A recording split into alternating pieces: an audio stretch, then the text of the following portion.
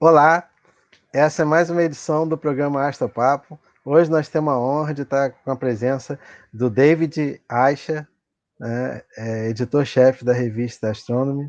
Thank you very much, David, to be with us. It's a pleasure for us to have your participation here in the program. Thank you. Thanks for having me. Okay. Estamos aqui com a presença também da Ana Catarina, do Gabriel, da Edna e do Robson. Boa noite a todos. E como já é a gente, antes de começar a conversa com o convidado, vamos ver um panorama, né, com comentários iniciais aqui dos membros aqui do clube. Então, Gabriel, boa noite, Gabriel. Acho que o Gabriel vai ter algum problema de conexão.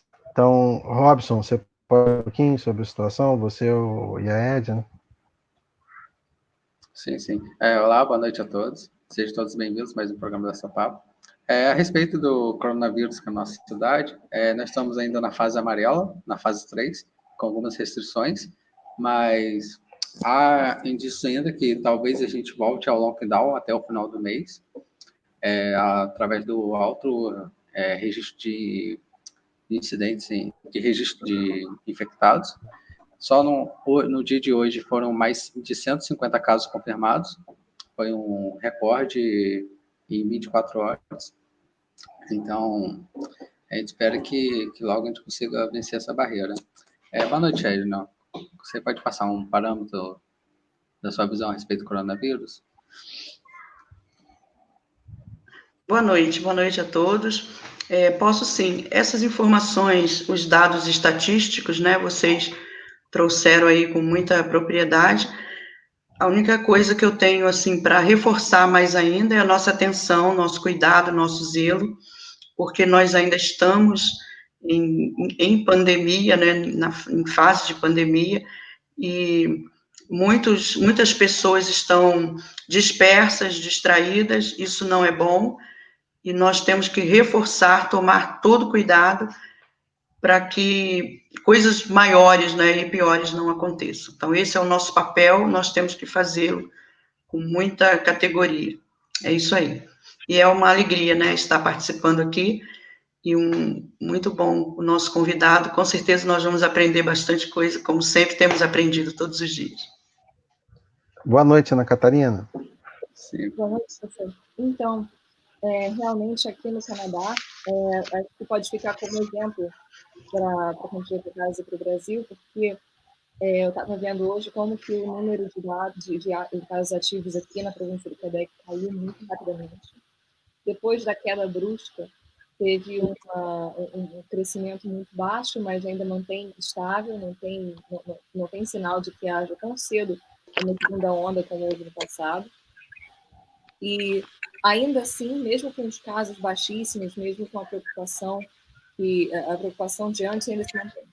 As pessoas ainda estão tendo muito cuidado, ainda se faz testes, ainda se evita contato, ainda tem muita atenção para qualquer sintoma que pode aparecer. Ainda assim existe muito cuidado entre as pessoas do Quebec, mesmo com os números baixos. Então, é claro que não dá para deixar baixar a guarda, mesmo com melhora, ainda mais quando não há melhora, no caso de completar casos. Tem que levar muito a sério mesmo. Boa noite, Gabriel.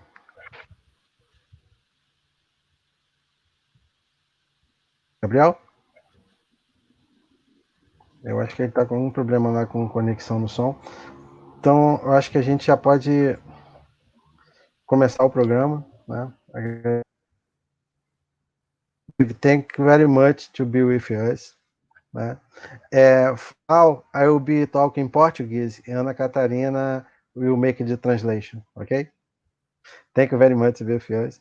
Como a gente começa a primeira pergunta em todos os programas, né, que a gente sempre começa, é perguntar ao David EICHER qual é o que motivou ele, né, nele, o interesse pela astronomia. Okay. So, as I usual way to begin the program, I would like to start by asking what motivated your interest in astronomy? Well, when I was young, I grew up around my dad's chemistry lab. My father was a professor of organic chemistry, so I was into science, but like a lot of kids, I didn't want to do exactly what my dad did. So I was kind of interested in medicine and getting into being a physician, maybe. But then I made the mistake of going to a star party one day when I was about 14 years old, and I saw Saturn through a small telescope and was immediately transfixed. So long story short, I started a little magazine called Deep Sky Monthly about observing galaxies and nebulae and so on, and was very excited by a book that was a favorite of mine at the time called Galaxies by Tim Ferriss. It came out in 1980. And it was very cool. And I always thought I wanted to write an update, a more modern book on galaxies someday. And so that someday finally, after 40 years, became this year. And my update of Tim's book, if you will, came out this year. And so I'd like to talk a little bit tonight with you about galaxies and all the exciting things that we've learned about them. Então, isso começou quando ele era muito jovem e ele cresceu por volta de laboratórios de química, porque o pai dele era professor de química orgânica na universidade. Mas então ele sabia que queria trabalhar com ciência, mas ele não queria seguir exatamente a profissão que o pai dele seguia. Então ele pensava em fazer medicina, pensou em seguir para ser médico, mas tudo mudou quando ele tinha 14 anos de idade, foi para uma Star Party, uma festa de observação de astronomia, e viu Saturno pela primeira vez pelo telescópio. Ele disse que disso ele ficou fissurado, não conseguiu mais se desviar do caminho. Então ele começou uma revista chamada Deep Sky Monthly, ou seja, Céu Profundo Mensal, que falava sobre galáxias nebulosas, e que nessa época ele também começou a ler um livro que era escrito sobre galáxias, e que ele queria muito fazer um update nesse livro, fazer uma atualização desse livro no futuro, um livro mais moderno. E ele conseguiu fazer isso esse ano, depois de 40 anos depois, ele conseguiu fazer um livro mais moderno, falando sobre galáxias, publicou recentemente, e ele gostaria de falar disso com a gente essa noite, falar sobre as galáxias e o que faz elas serem empolgantes.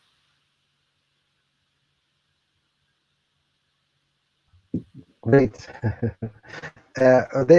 I would like to ask if we could make a pause for the translation to help Ana Catarina with the translation, okay? Yeah, so gotcha. Yeah.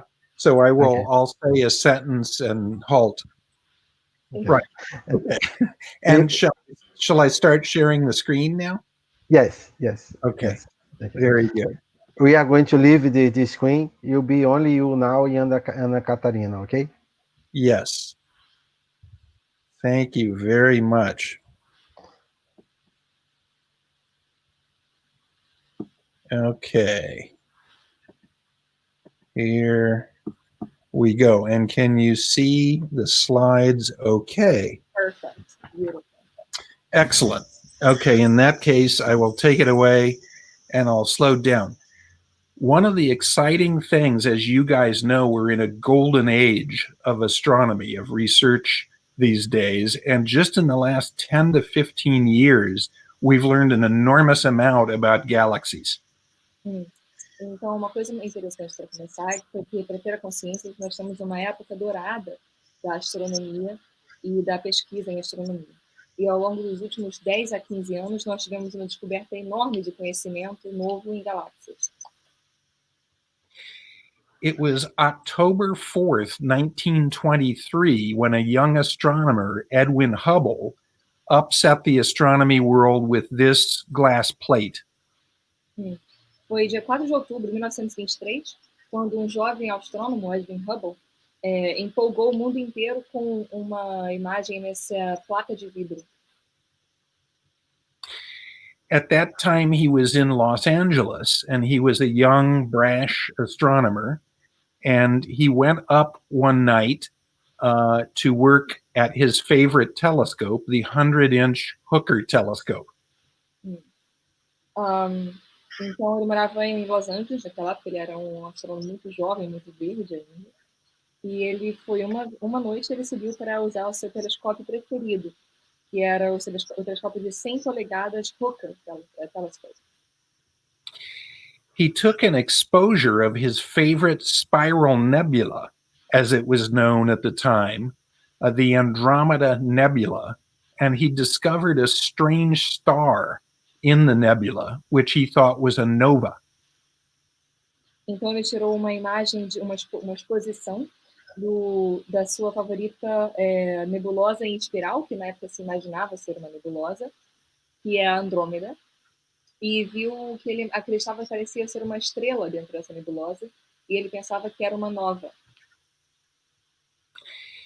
He took the plate down to his office the next day and studied other plates of the Andromeda Nebula, however, and discovered it was not a nova, an exploding star, but it was a particular kind of variable star. And you can see he wrote VAR, V-A-R, on the plate here in red. Então ele levou essa placa para o seu escritório e analisou em comparação com outras placas que haviam da galáxia de Andrômeda e da nebulosa de Andrômeda que se dizia, e ele viu que, na verdade, isso não era uma nova, o que se imaginava que seria uma estrela em explosão, ela era uma estrela variável, e pode se ver escrito ali em vermelho em cima, VAR, para variável, que ele descobriu que seria essa nova estrela. This was really important because it was a particular kind of variable star, and he could tell from its faintness that the Andromeda Nebula was incredibly far away. He estimated 1 million light years away, and that was 3 times larger than anyone thought the whole universe was at the time. Então, isso foi uma descoberta muito importante, porque era uma muito variável, porque por causa da sua falta de brilho, porque ela era muito apagada, é uma difícil de traduzir em português, era uma coisa muito apagadinha, muito difícil de ver. E ele descobriu também que a nebulosa de Andrômeda estava, na verdade, muito longe, muito longe. E ele estimou cerca de 1 milhão de anos-luz de distância, o que é 3 vezes maior do que se imaginava ser o tamanho do universo naquele tempo. So, in a single observation, Hubble discovered the nature of galaxies, that there were separate galaxies in the universe, and the cosmic distance scale, that the universe was much bigger than anyone had imagined. Então, com uma só observação, Hubble conseguiu descobrir a natureza das galáxias. Existem galáxias separadas no universo afora, e também a dimensão cósmica do universo, que o universo é gigantesco com esse espaço das galáxias isoladas. Research by Hubble and by others, like V.M. Slipher at Lowell Observatory, led to the realization that galaxies were flying apart from each other, and that if you trace this back in time, there had to be a point of origin, a Big Bang, at the start of the universe's history. Então, o trabalho de Hubble e também de outros pesquisadores, como no Observatório de Lowell, levou à ideia de que as galáxias estão flutuando distantes umas das outras. E se você fizer o caminho, traçar esse caminho de volta para onde elas estariam na origem, você encontra um ponto de origem ao universo, de onde teria ocorrido a explosão do Big Bang na origem de tudo, no começo. Well, as with all sciences, the study of galaxies began with classification, whether it be rocks or butterflies or birds or galaxies. Classifying the types is always the earliest phase of studying these objects. And in the 1930s, Hubble set up a classification system for galaxies. Então, como em todas as ciências, no início, antes de tudo, tem que haver um sistema de classificação. Qualquer seja você estude rochas, ou borboletas, ou galáxias, ou o que seja, tem que existir tipos diferentes de classes para as fases mais cedo do trabalho. Então, em 1930, mais ou menos na década de 30, Hubble elaborou um sistema de classificação de galáxias. Hubble recognized 3 basic types of galaxies: spirals like the one here, barred spirals with the arms starting from a central bar, and ellipticals, big spherical fuzzballs of stars. Então, Hubble decidiu dividir as galáxias em 3 categorias básicas. Em espiral, como fizemos aqui na imagem, em espiral barrada, que existe uma parte mais longa no meio, que leva ao espiral depois, e uma elíptica, que é como se fosse uma como ele disse, uma fuzzball, uma bola com material mais, como se fosse uma nuvem. Acho que é a tradução melhor que eu posso fazer.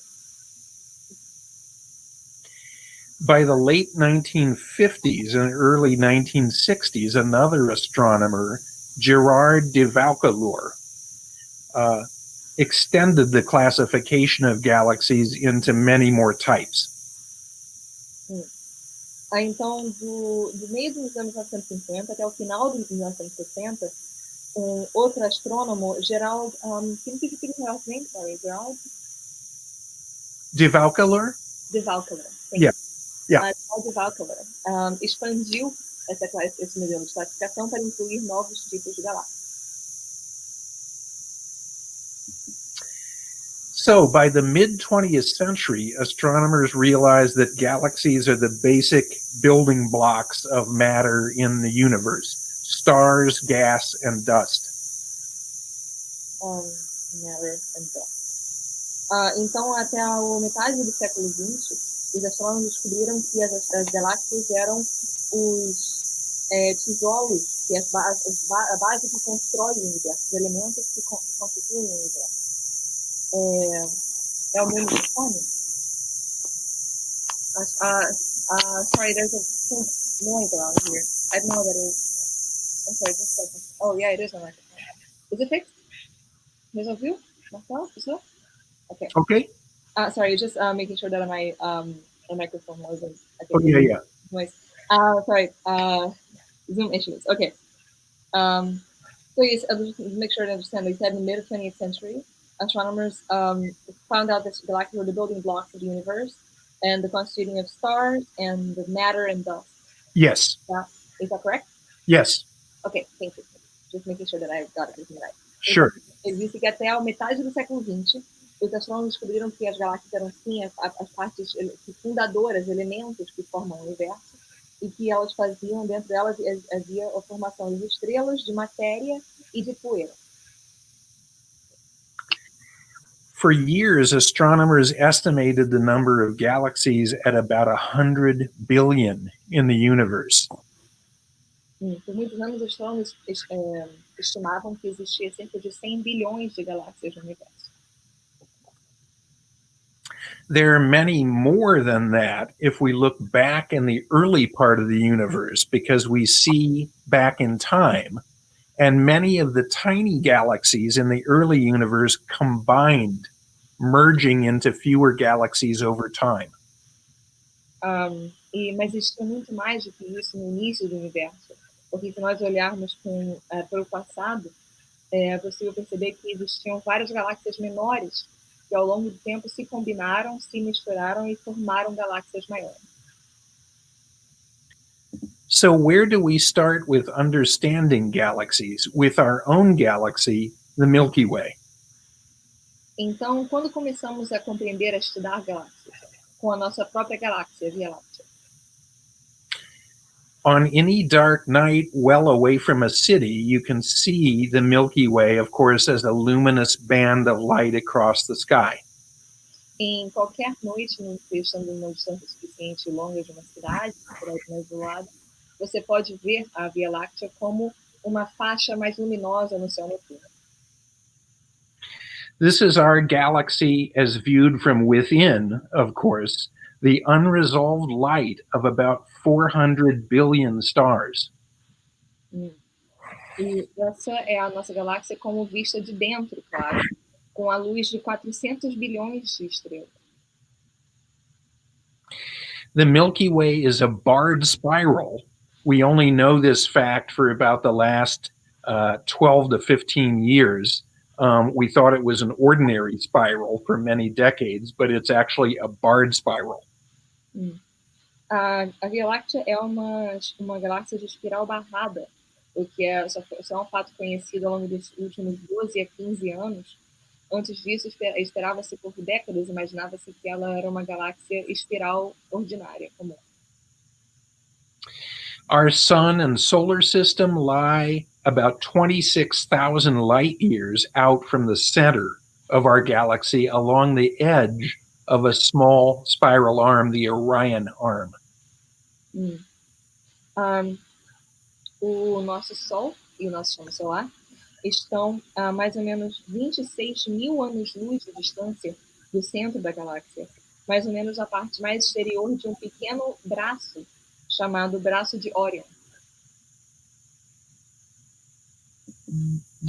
Looking toward the constellation Sagittarius in our sky aims us toward the center of our galaxy.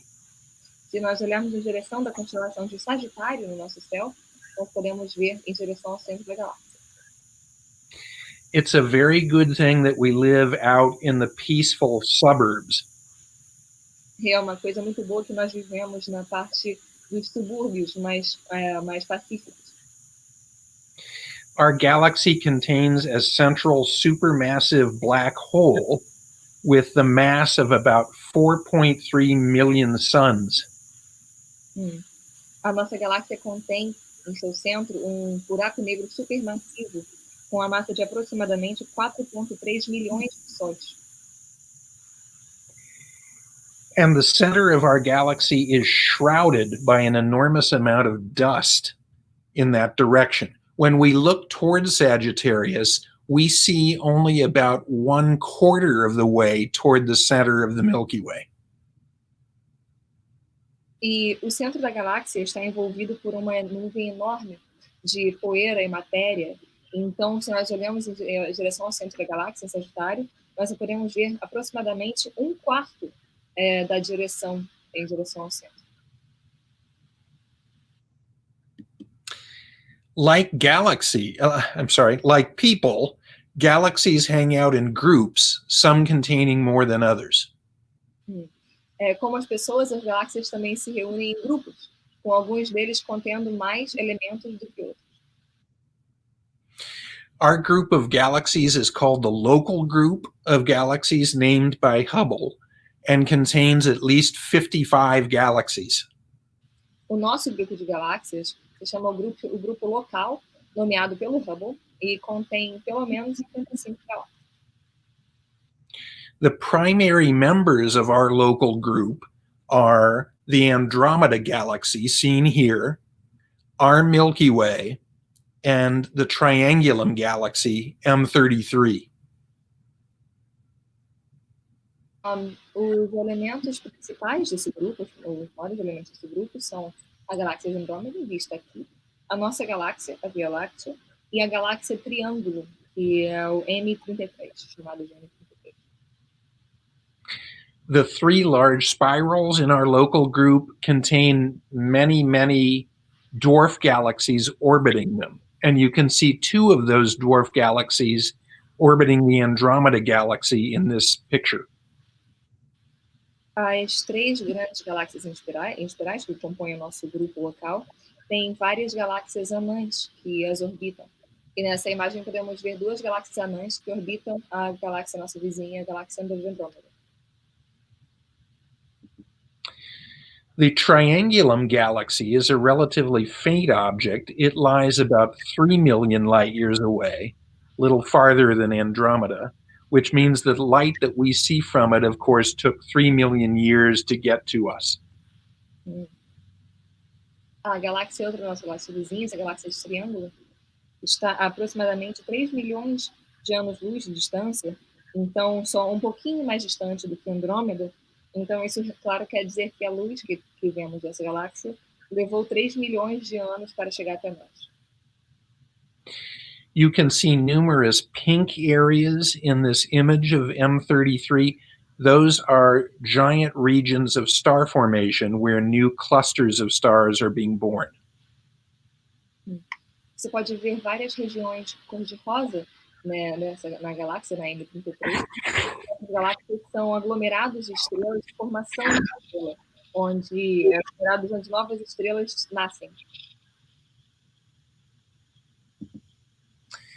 Although most galaxies are separated, funny things can happen in space. Although galaxies are moving apart generally, gravity also is in effect. And so galaxies that are close by sometimes merge. Então, embora as galáxias estejam em geral separadas no espaço, coisas interessantes, coisas engraçadas podem acontecer no espaço. Embora, em geral, as galáxias estejam se movendo mais distantes umas das outras, em alguns momentos a gravidade pode agir entre elas e as galáxias que estão um pouco mais próximas umas das outras podem se unir, se misturar. There are many examples of interacting or merging galaxies in the sky, and this is not a terrible thing. This is just what galaxies do in close quarters. They eat each other. Existem vários exemplos de galáxias que estão interagindo e se misturando no espaço, e isso não é uma coisa terrível, isso é uma coisa natural que as galáxias fazem. Elas comem umas às outras. One day, about 5 billion years from now, the Andromeda Galaxy, which is moving toward us, will merge with our Milky Way, and the resulting galaxy will be called Milkomeda. 5 million, you said, right? So 5 billion years from now. Uau! Então, ele disse que em aproximadamente 5 bilhões de anos daqui, a galáxia de Andrômeda, que está se movendo em direção a nós, vai se unir com a galáxia da Via Láctea, e isso vai fazer um aglomerado, uma nova galáxia chamada de Milkomeda. As we move farther out into the universe, we encounter larger structures of galaxies.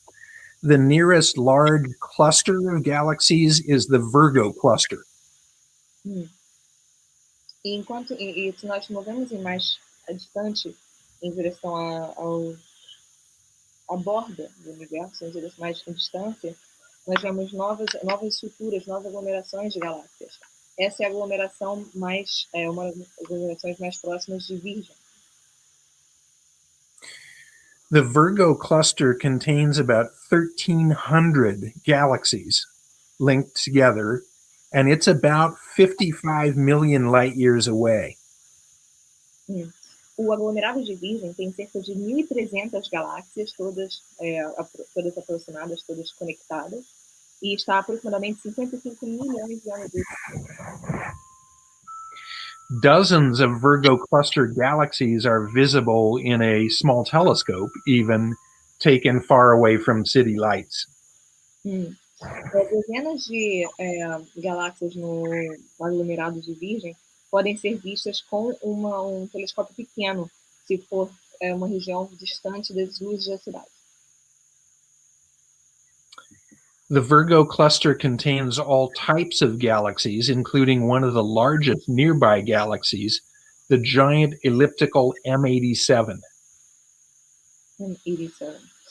O aglomerado de Virgem contém galáxias de todos os tipos, incluindo uma das maiores galáxias na nossa região que são visíveis, a galáxia M87.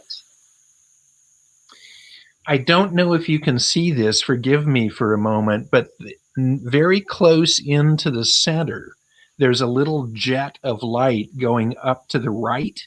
Yeah. That is the luminous jet of material that's being ejected from the central black hole in this galaxy. Ele disse que não sabe se vocês conseguem ver, se você olhar bem no cantinho, bem no centro dessa imagem, tem uma linha muito apagada no centro que vai para a direção direita, acima, e isso é material que é expulso pelo buraco negro que está no centro da galáxia. I mentioned the Milky Way's central black hole is about 4.3 million solar masses. This black hole in M87 is about 3.5 billion solar masses. It's 1,000 times more massive than the Milky Way's.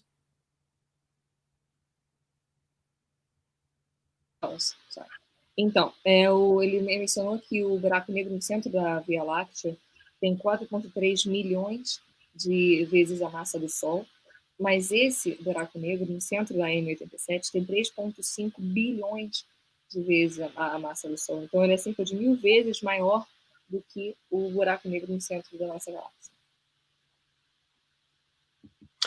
Farther away in the cosmos lie still more exotic galaxies. This is a distant galaxy called the Einstein Cross. E mais distante, mais distante de nós em relação ao centro da galáxia, existem galáxias mais e mais exóticas. Essa é uma galáxia chamada de a Cruz de Einstein. This is a galaxy that we see and 4 images around its center. This is a galaxy that's acting as a cosmic lens. Então, essa é uma galáxia que nós vemos 4 vezes em redor do seu centro. Ela funciona como uma lente cósmica. Just making sure I'm reading correctly, you're saying we're just seeing the center 4 times, right? We're seeing actually the center of a more distant object, a quasar, that's being lensed around the galaxy and focused into 4 different images. Wow, okay. I didn't want to put that all into one sentence. Yes, wow, yeah, that's okay. That makes sense. I can translate this. Então, essa galáxia funciona como uma lente cósmica. Então, ela mostra a imagem de um objeto que está mais distante, que é um quasar que está atrás dela, que essa imagem é focada em 4 vezes ao redor dessa galáxia. Então, ela chega a nós em 4 imagens diferentes. And the quasar that's in the background that is being lensed here is the extremely active, energetic center of a young galaxy. Center. Okay. E o quasar que está sendo mostrado aqui, que está sendo distorcido por essa lente cósmica, ele é um centro extremamente ativo, extremamente energeticamente ativo, de uma jovem galáxia. The deepest images of the universe ever taken are a series called the Hubble Ultra Deep Fields. As imagens mais profundas que já foram tiradas do universo é uma série chamada os campos ultra profundos de Hubble. These show infant galaxies less than 1 billion years after the Big Bang. E esses mostram galáxias jovens, menos de 1 bilhão de anos depois do Big Bang. You can see a few stars with spikes in this field, but almost everything in this picture of a very small piece of sky is a galaxy. There are 10,000 galaxies in this picture. E você pode ver algumas estrelas que têm as suas pontas visíveis nessa imagem, mas a maioria do que você está vendo nessa imagem são galáxias. Existem cerca de 10.000 galáxias nesse campo de visão. This is, in fact, how we get the estimate of 100 billion galaxies in the universe, by counting them here and extrapolating that over the whole sky. E é dessa forma que nós temos a estimação de que existam 100 bilhões de galáxias no universo. Nós contamos dentro dessa área e extrapolamos como seria para o céu inteiro. And many little tiny bluish blobs in this picture, we believe, are the proto-galaxies that combined to make bigger galaxies later in the universe. E muitos desses pequenos aglomerados, pequenas manchas azuis que vemos nessa imagem, acredita que sejam as protogaláxias, as pequenas galáxias que se combinam para depois fazer outras galáxias ao longo da idade do universo. Since the 1960s, astronomers have pieced together the story of strange high-energy galaxies. Desde os anos 1960, os astrônomos têm tentado compreender a história de galáxias de extremamente alta energia. This is the quasar 3C273, and many other types of high-energy objects existed that mystified astronomers. Esse é o quasar 3C273, e muitos outros tipos de objetos de extremamente alta energia têm confundido, confundido, talvez seja a melhor palavra, mystify, tenham incentivado astrônomo ao longo de muitos anos. In the 1980s, however, astronomers realized these were not lots of different things, but the same kind of thing viewed from different angles, different geometries, and that they were all produced by central black holes. Então, nos anos 80, os astrónomos perceberam que essas observações não eram tipos diferentes de objetos. Eram simplesmente o mesmo objeto, a mesma variedade de objetos visto de ângulos diferentes, com geometrias diferentes. E que... I'm sorry, can you please repeat I said many different geometries, and that was... Yeah, geometries or angles. Yes, yeah. The black holes, I'm sorry, I missed that part. And they all of these strange different objects can be explained. They're not different objects. They were just black holes seen from different perspectives. If you will. Okay. Yeah. Eram simplesmente buracos negros que estavam sendo vistos de perspectivas diferentes, de ângulos diferentes e com geometrias diferentes. Thank you. Monstrous galaxies like Perseus A have active and hungry black holes, and you can just see the disruption in this monster galaxy of the chaos that the black hole is causing. Então, em galáxias monstruosas como essa, Perseu A, tem buracos negros que são muito ativos e muito famintos. E você pode ver o caos que se é visto nessa galáxia, a mudança que é vista nessa galáxia pela presença desse buraco negro no seu céu. Astronomers now know that most galaxies have a central black hole. Astrônomos agora já sabem que a maioria das galáxias tem buraco negro central. Except for dwarf galaxies, which are too small to have a central black hole. A não ser por galáxias anãs que não têm buracos negros porque são muito pequenos. But among normal galaxies, a black hole is very active early on, consumes the material around it, and goes to sleep, then is quiescent. It goes to sleep, like in most galaxies, like in the Milky Way. Na maioria das galáxias, como na galáxia da Via Láctea, os buracos negros centrais estão muito ativos no início da sua vida, consomem o material todo que está em sua vizinhança, e então vão dormir e ficam inativos dali em diante. Galaxies exist in a gently balanced state between grace and internal upheaval.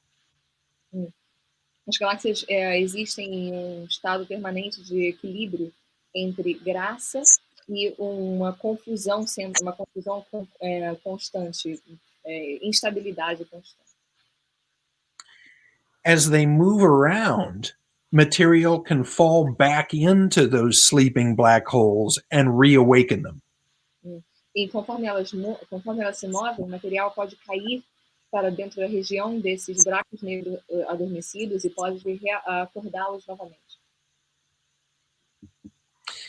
Eventually, our Milky Way may end up looking like this chaotic mess, Centaurus A. Eventualmente, a nossa Via Láctea pode acabar parecendo essa bagunça caótica que é Centauro A.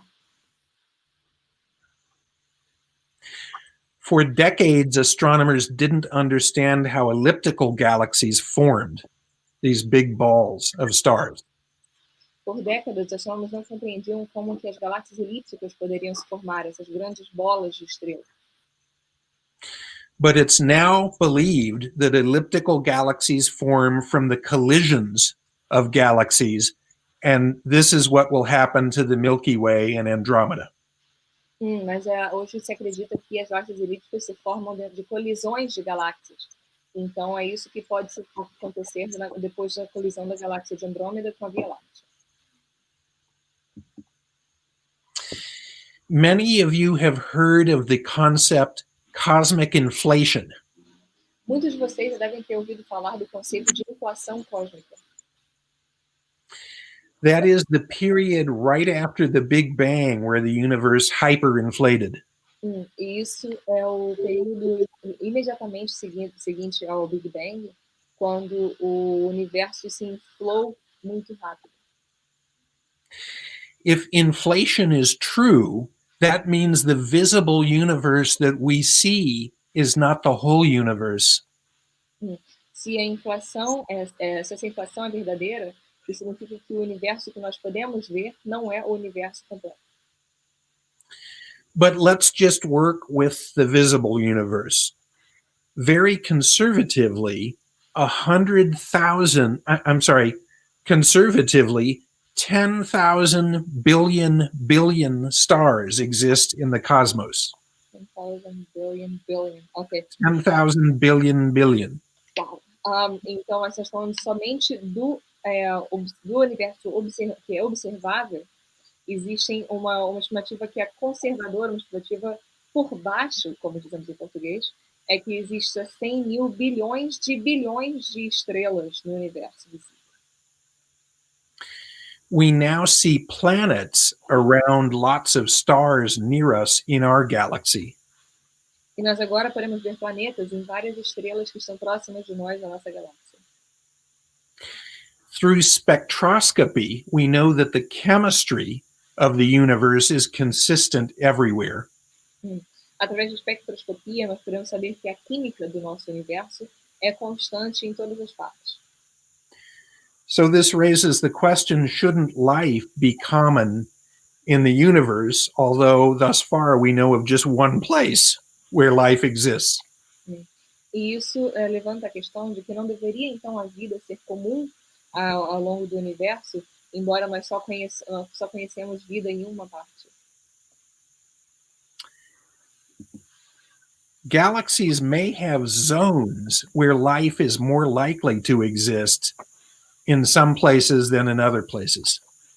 As galáxias podem ter zonas onde a vida pode ser mais provável de existir em certas partes do que em outras partes. Rocky worlds offer the best hope for life, and that means worlds that are orbiting metal-rich stars, stars with lots of metals. Então, os planetas rochosos são a melhor esperança para que exista vida. Isso significa que os planetas têm que orbitar estrelas que são muito ricas em metais. A galaxy like the Milky Way may have a habitable zone that extends a little farther out than where we are. Uma galáxia como a Via Láctea pode ter uma zona habitável que pode se estender um pouco mais distante do centro de onde estamos. We may be slightly near the edge of the habitable zone. Farther out may mean fewer metals, and much farther in may mean greater dangers. Nós podemos estar realmente na fronteira da zona habitável da nossa galáxia. Mais para fora, mais ao exterior, pode significar menos presença de metais, e mais para dentro pode se considerar uma região mais perigosa.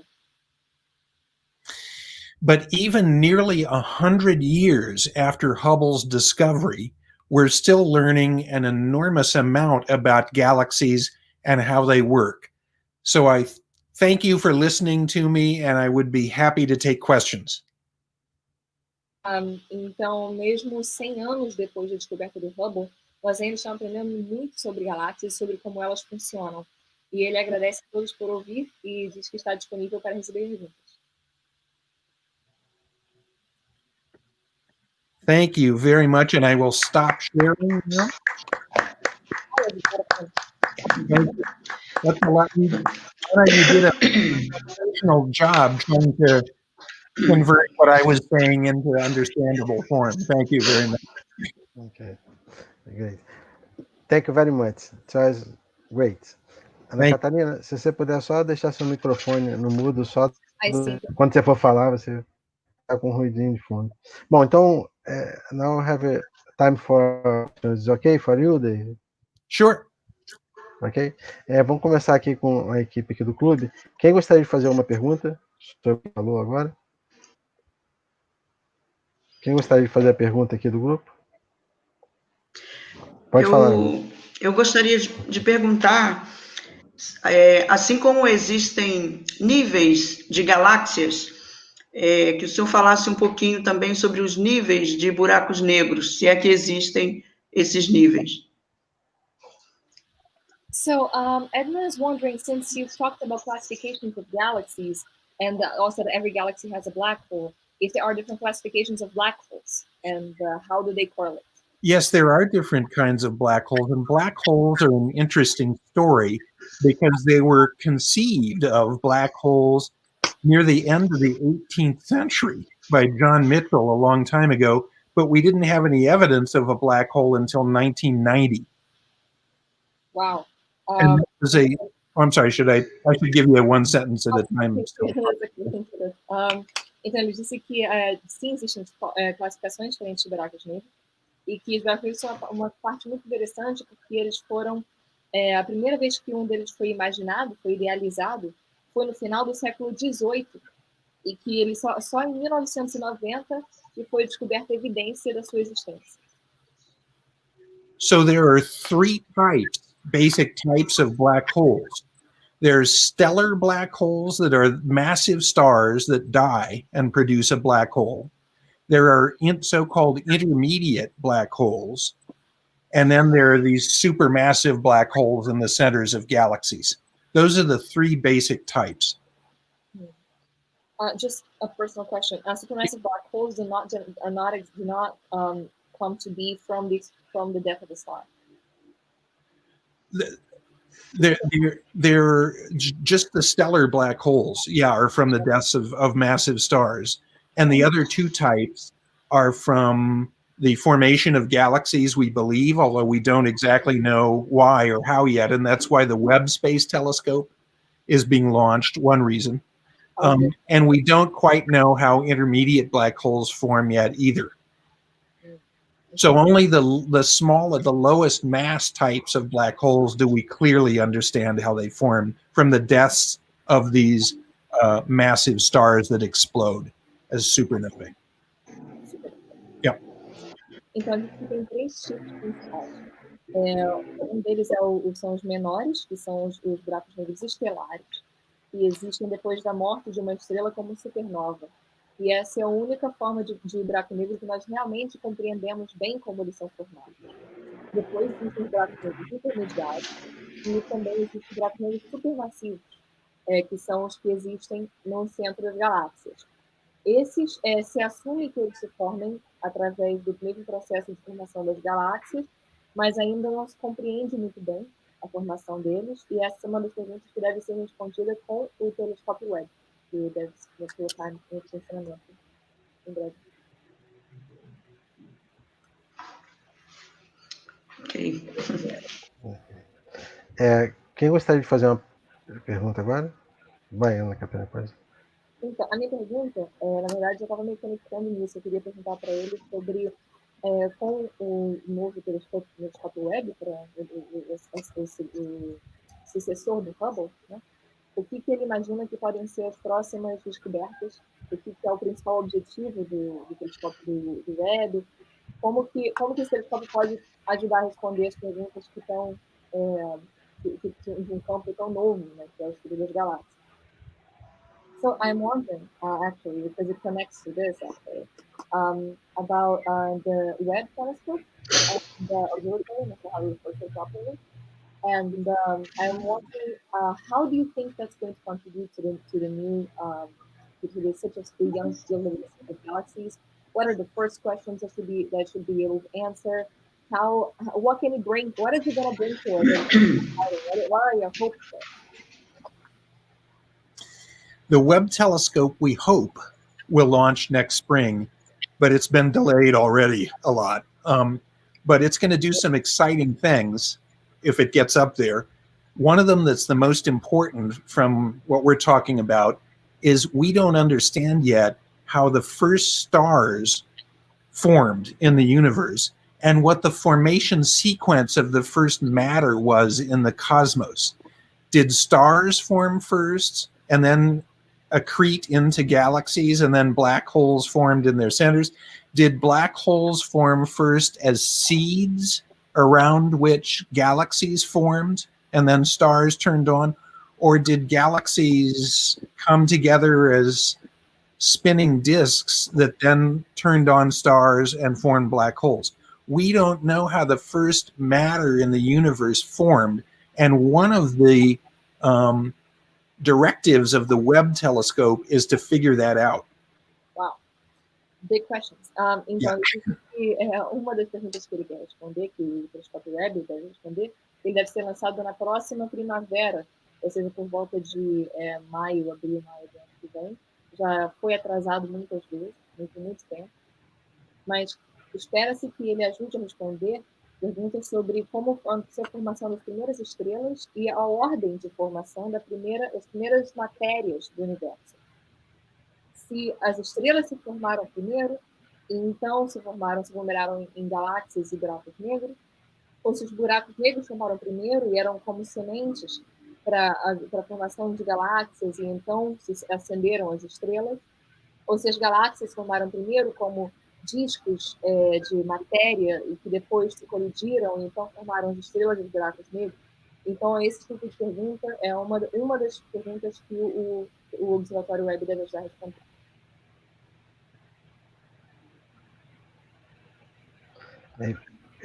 Gabriel ou Robson, vocês têm alguma pergunta que vocês gostariam de fazer?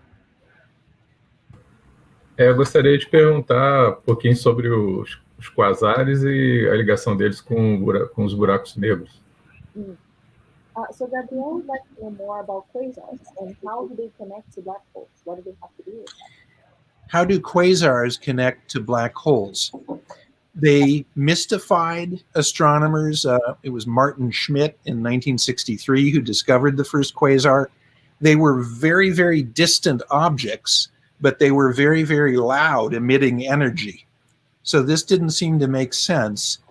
And only, as I mentioned, after about 20 years, did astronomers realize that quasars are the very energetic centers of young galaxies that have very active black holes in them. So they're emitting a tremendous amount of energy because not everything is getting pulled into the black hole. Some stuff is being supersonically ejected out from the black hole. And that's what a quasar is. So a quasar is a black hole containing young galaxy.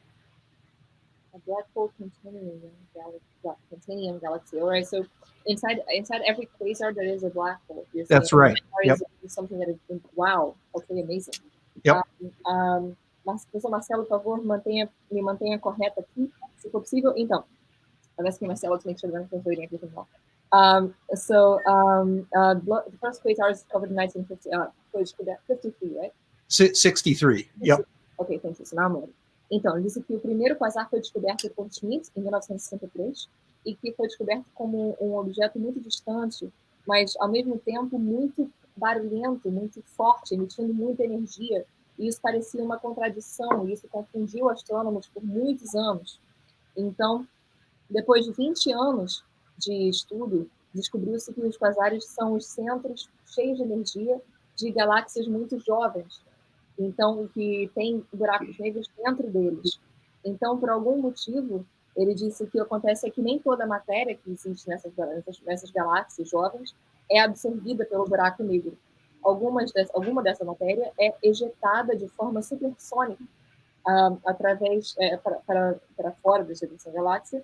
E isso é o que faz o quasar. O quasar é essa região que ejeta a matéria e envolve um pequeno buraco negro de uma jovem galáxia. Certinho, pessoal? Ok.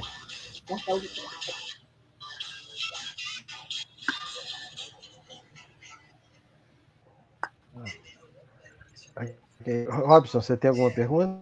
Gente, Robson? Acho que o Robson está com problema. David, I would like now, eu vou falar em português, sorry. Eu queria agora perguntar ao David sobre os livros que ele escreveu, né? Você podia falar um pouquinho sobre os livros que ele escreveu, né? Ele falou que são 25 livros que ele escreveu. Você podia falar um pouquinho dessa experiência como escritor, né? Que ele tem. So Marcelo is asking more about the books you've written. He's mentioning how you've written 25 books and that he'd like to know more about your experience as a writer. Well, the most important aspect of being a writer and writing a lot of books is amnesia. Because if you remembered what a pain the last project was, you would never do another one again, you know. So there's this idea of hopeless idealism of a book about such and such should be done, and you get going on it and collect all sorts of stuff and start working on it. Then it becomes sort of a horror story, you know, about 2/3 of the way through the project, when you realize that it's basically you're imprisoned with a laptop, you know, for a long while.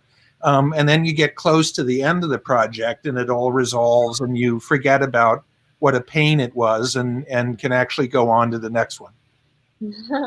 Então, ele disse que o aspecto mais importante do trabalho do escritor é a amnésia. Porque se você se lembra do sofrimento que foi escrever o livro anterior, você nunca vai pegar um próximo livro para escrever. Então, ele disse que isso começa tudo com um idealismo romântico, que se imagina de um tema, de um trabalho que deve ser feito. Então, começa a coletar informação, reunir tudo, começar a escrever. E mais ou menos a 2/3 do processo de conclusão do livro, você percebe que você está preso junto com o laptop. Você está em uma prisão com o laptop. Então, mas depois que você termina lá no final, você, depois que tudo bem, tudo resolvido, com a recompensa, você esquece do sofrimento todo que foi. Então, você pode recomeçar o processo inteiro novamente.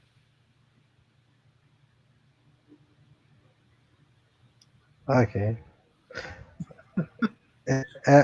E é sobre a camisa que ele está usando. Ele está usando a camisa com guitarras, né? Eu acho que tem alguma associação com o que eles envolvem também, né?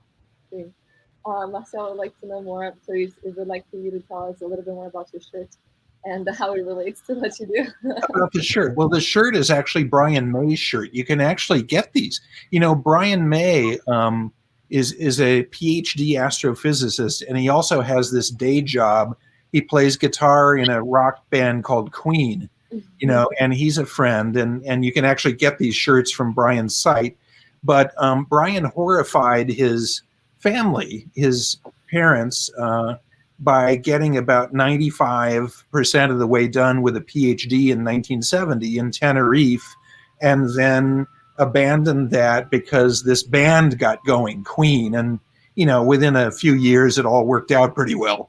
But his childhood inspiration of his astronomical interest was Patrick Moore, the great English television presenter, you know, on astronomy in England. And so Patrick, years later, insisted that, Brian, you should really go back and finish your degree. And so he did. So Brian published his dissertation, his PhD dissertation, on dust in the plane of the zodiac, if you will, the zodiacal dust band in the solar system. So that is a relatively obscure but important area of understanding how the solar system works. Brian May went and finished his PhD on that, and he also plays a mean guitar, and so that's where this shirt came from, because I've worked on a couple of books with Brian. Então, ele menciona que essa camiseta, na verdade, é da loja do Brian May, e essa camiseta está disponível para comprar na internet na loja dele, que é um PhD em astrofísica e que, durante o dia, também é guitarrista de uma banda de rock chamada Queen. Ele disse que quando o Brian May estava mais ou menos 95% terminado com o seu PhD em astrofísica, ele apavorou os pais dele quando ele largou o PhD quase terminado para seguir a sua banda. E no final a banda seguiu muito bem, então deu tudo certo, mas que o interesse dele de astronomia começou quando ele era muito jovem. Ele assistia programas de um apresentador de TV inglês chamado Patrick Moore. E ele era um apresentador e que esse apresentador entrou em contato com ele e insistiu que ele terminasse a sua dissertação de doutorado. Então, o Brian voltou, depois de muitos anos, terminou sua dissertação, e a dissertação falava sobre uma banda de poeira na região, na região do zodíaco, no céu, e que isso poderia ajudar a compreender como que o sistema solar funciona. Que essa pesquisa é importante para entender o funcionamento do sistema solar. E que ele disse que ele conseguiu essa camisa porque eles também são amigos pessoais há muito tempo, e eles trabalharam em livros juntos.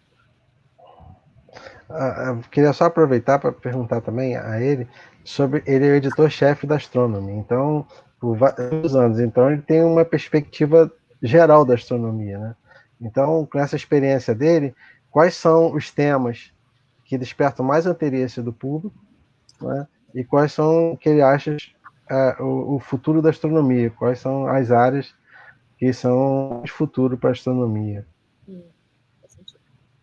So he's mentioning how also you are editor-in-chief of astronomy, and how that means that you have really good knowledge of different areas, and he would like to know what you think are the things that are more exciting to the public, and what are the things that you think will be the most important things for astronomy in the future? The most important things for astronomers who are just getting into this and excited by the sky and the field. He's mentioning what will be the hottest topics in astronomy. Yeah, gotcha. Among researchers, yeah. Sure. Well, it truly is a golden age. There's a fire hose of astronomical research going on right now, much more than ever before. So it's a great time to get into this. And there are a number of hot fields. Just to name a couple, exoplanets, the planets around us in the galaxy, is an extremely hot area of research right now. Trying to understand what dark energy is, this force that's accelerating the expansion of the universe. And then I'm going to say understanding the old nuts and bolts of galaxies, because there's a lot going on with those as well. Então, ele menciona que agora estamos numa era dourada da pesquisa em astronomia. Então, realmente, está se fazendo muito mais pesquisa hoje do que em qualquer momento do passado. E que existem vários temas de alto interesse, mas que três que parecem mais importantes para ele, que vem à mente, são o estudo de exoplanetas. Então, os planetas que estão mais na nossa região, mais vizinhos ao nosso sistema solar. Energia escura, então o que é essa energia que está acelerando a expansão do universo, e o funcionamento, a mecânica do funcionamento das galáxias. E na revista, né, Catarina, quais são os temas que o público mais desperta interesse, né, na revista Astronomy? Marcelo is just asking as well, in the magazine, what are the topics that you think the public has shown more interest in? There are many of them in the magazine that are of great interest. I'd say the ones that I named, and also just how to get out and observe the sky. It's such a revelation for people that they can walk out and see Saturn or Jupiter with a small telescope. Is really mind-blowing to a lot of people. And then the fact that we're really getting to understand a lot of the big questions. What was the origin of the moon? How long will life last on Earth? What is Pluto like? A lot of these big questions we're getting the answers to now in the last few years. Então, eu disse que uma coisa que interessa muitas pessoas é realmente a possibilidade de sair e observar. E as pessoas ficam sempre maravilhadas com a possibilidade de que eles podem simplesmente pegar um telescópio pequeno e observar Saturno e Júpiter. Mas que também interessa muito ao público o fato de que as grandes questões estão começando a ser respondidas agora. Como, por exemplo, qual foi a origem da Lua? Ou quanto tempo que a vida pode durar na Terra? Ou como é, na verdade, Plutão. Então, eu disse que essas grandes questões que estão sendo respondidas mais recentemente têm muita atenção do público. Great. Thank you very much. Thank you so much. What a great pleasure it's been to be here. And I look forward to meeting you guys one day. What a wonderful group you have. And maybe there'll be a year that's not a crazy year someday. Okay. Thank you. Agora, como a gente sempre faz no dia ele, se ele pode fazer os comentários finais. Alguém quer fazer algum comentário antes dos comentários finais? Não? Não, então, tá. Então, se podia pedir a ele, Ana Catarina, para, como a gente faz, o último mensagem do programa é sempre do quem a gente convida para participar do programa. Você pode deixar uma mensagem para as noções, né? Okay. So Dr. Marcelo, as a usual way, I'd like to ask you to leave the final comments for the show. And he's asking you if you could leave a message for the future generation. What would you like to tell the young? I would say turn your head upward and think about what an enormous, amazing universe it is, with 10,000 billion stars like our sun, and what an incredibly large place it is to explore, and what a sense of purpose that gives you in your life. Então, ele disse que quer lembrar que as pessoas sempre olhem para cima e se lembrem de como que estamos com um universo que é enorme e maravilhoso, com 10 mil bilhões de estrelas como o nosso Sol, como que é uma região tão grande e a possibilidade que temos de explorar, do tanto que podemos explorar um espaço tão grande.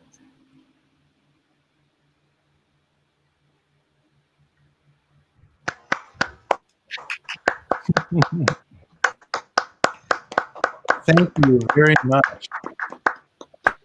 What a great... It was an honor for us to have your participation here in our program. It's a pleasure. Thank you very much for accept the invitation to participate with us. I would like also to thank Ana Catarina for the translation. It was great, Ana Catarina. Muito obrigado. Thank you very much, Ana. You did a fantastic job, and I appreciate it very much.